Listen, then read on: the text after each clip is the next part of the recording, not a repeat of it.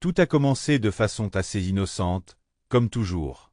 Ma femme Lydia passait plus de temps sur son téléphone, à sourire aux messages, à ricaner à une blague qu'elle n'avait jamais entendue. Quand je lui ai posé la question, elle a balayé l'affaire du revers de la main, prétextant une conversation de groupe avec ses collègues. Je voulais la croire.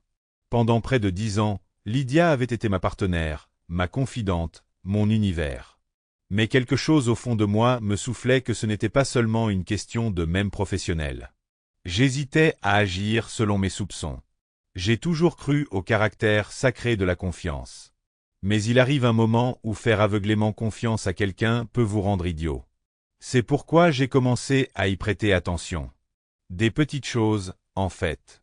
Une odeur d'eau de Cologne inconnue qui persistait sur ses vêtements, ses nuits soudaines tardives au bureau et son désintérêt pour la vie que nous avions construite ensemble. Ça m'a fait mal, mais j'avais besoin de preuves avant de pouvoir la confronter. Un soir, elle m'a dit qu'elle sortait avec ses copines pour une soirée énologique. Je n'ai pas cru à son histoire. Mes mains tremblaient tandis que je la regardais de l'autre côté de la rue.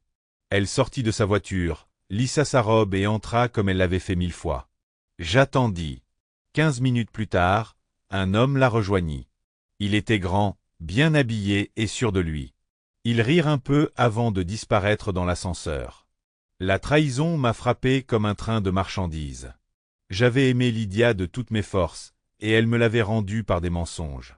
Je suis rentré chez moi, les jointures blanches sur le volant, et j'ai attendu son retour. Elle est revenue vers minuit, sentant légèrement le whisky et le musc.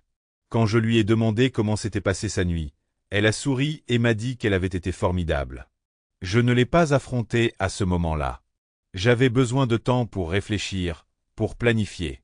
Je n'allais pas gâcher ma vie dans un accès de rage. Non, si elle voulait jouer, j'en jouerais aussi.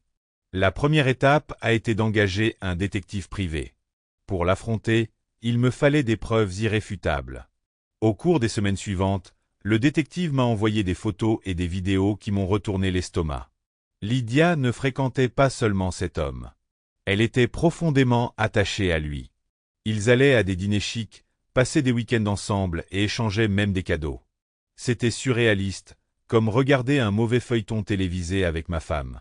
Mais la goutte d'eau qui a fait déborder le vase, c'est quand j'ai découvert qu'elle utilisait nos économies communes pour financer ses escapades. Une facture de carte de crédit révélait des frais d'hôtel, de lingerie de luxe et de restaurants haut de gamme, tout cela sous couvert de frais professionnels. J'en avais assez. Un vendredi soir, j'ai préparé le terrain. J'ai invité Lydia à un bon dîner dans notre restaurant préféré. Elle semblait surprise mais ravie, pensant sans doute que j'essayais de raviver la flamme de notre mariage. Elle était sur son 31, ressemblant en tout point à la femme dont j'étais tombé amoureux. Mais alors que nous étions assis l'un en face de l'autre, sirotant du vin et discutant de banalités, je n'ai pas pu m'empêcher de remarquer à quel point elle semblait distante. Elle avait l'esprit ailleurs, probablement avec lui. Quand le dessert arriva, je glissai une enveloppe en papier kraft sur la table. Elle la regarda, perplexe, avant de l'ouvrir.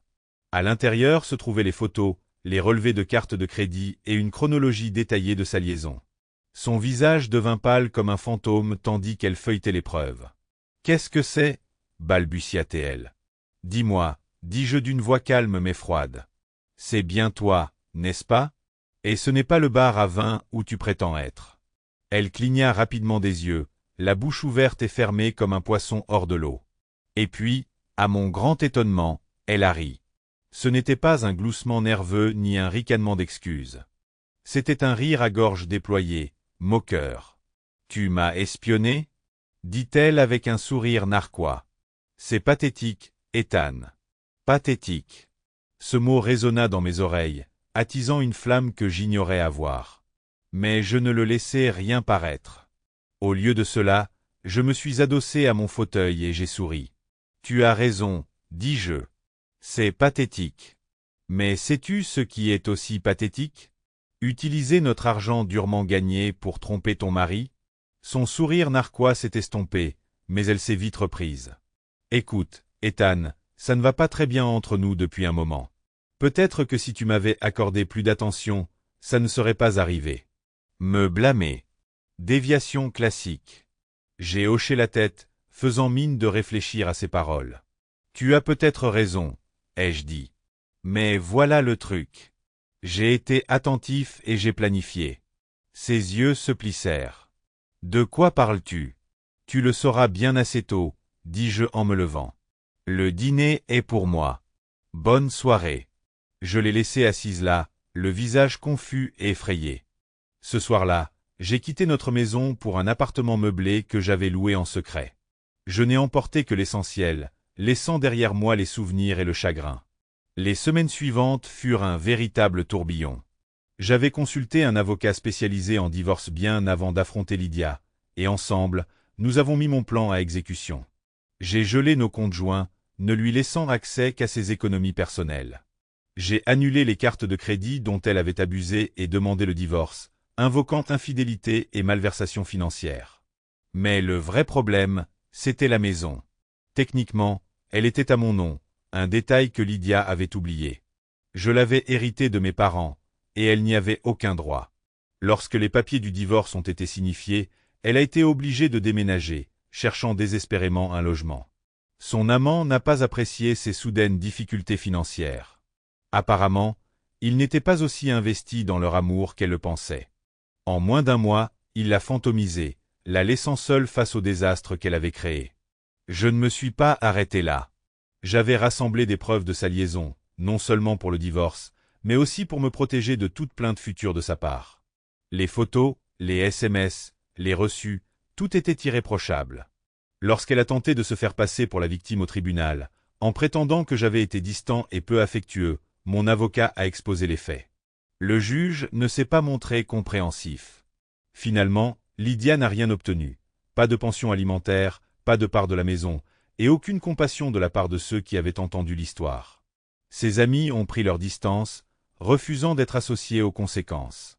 Même sa famille, qui m'avait autrefois adoré, avait franchi la ligne. Quant à moi, je suis reparti avec ma dignité intacte et une nouvelle lucidité. La trahison avait été dévastatrice, mais elle m'avait aussi libéré d'une relation toxique dont j'avais été aveuglé pendant des années.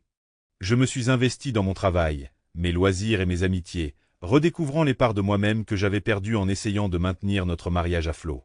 Un soir, des mois après que la poussière soit retombée, j'ai reçu un SMS de Lydia. C'était bref mais révélateur. Je suis désolé pour tout. Tu me manques. J'ai regardé le message, submergé par une vague d'émotions. Mais au lieu de répondre, je l'ai supprimé. Lydia avait fait ses choix, et moi aussi. Ma vie avançait enfin, et il n'y avait plus de place pour le passé. Parfois, la justice ne consiste pas à se venger ou à faire payer quelqu'un.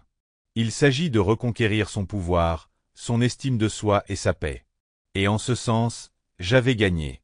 Pour la première fois depuis des années, je me sentais libre.